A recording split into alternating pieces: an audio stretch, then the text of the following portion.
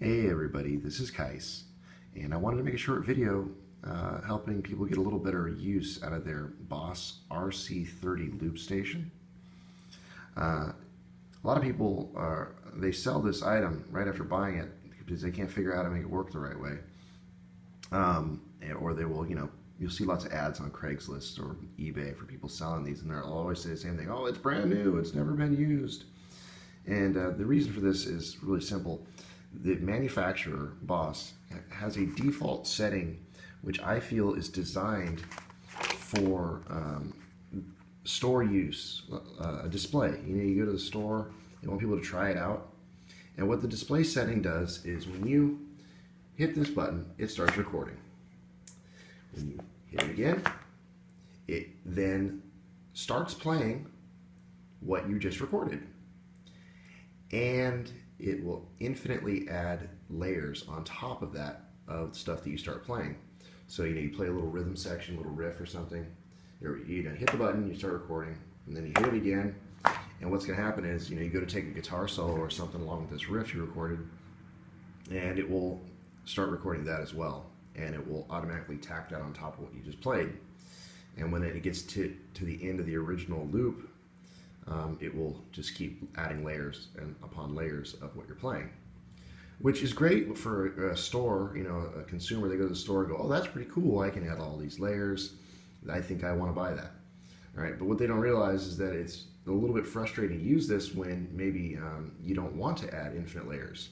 Functionally, I know my primary use of this device is that I lay a rhythm track down and then I play along with it with examples for my students. And I think that a lot of people, the main use of it is to just record a rhythm and then to just play along with it and not have to navigate the fact that it will start recording again another layer. I mean, you can always turn off that layer, but it's kind of frustrating on the fly when you're trying to play to have to record and then stop recording that. It's very confusing. So the way you change the setting is quite unintuitive. If you look on page 17 of this manual, and we all know that nobody reads manuals with all these fine print, but on page 17, it says here, switching the order of recording, overdubbing, playback. There's two settings, and the only way to change it, which is you will never in a million years figure this out unless you read it in the manual because it's that convoluted.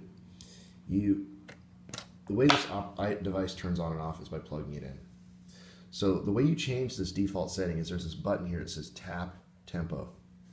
You want to hold that button, and while you're holding it, you're going to plug it in. So I'm going to get this wire all lined up here.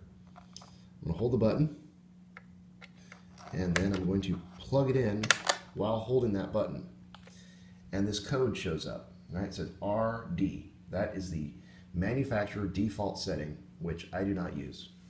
I go here and I push this button, this little arrow, and it switches it to RP, which I think this is supposed to be like for dubbing versus playback.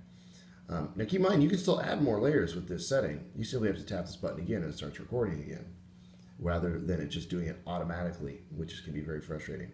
So RP is the setting, and then you press the tap tempo button one more time, and then it goes back to its normal operation. So hopefully you'll find this useful. I find it useful, definitely. I always leave it in this mode. It is far less frustrating, and hopefully this is useful for all you all, okay? So good luck and have fun with your RC-30. Don't sell it, use it.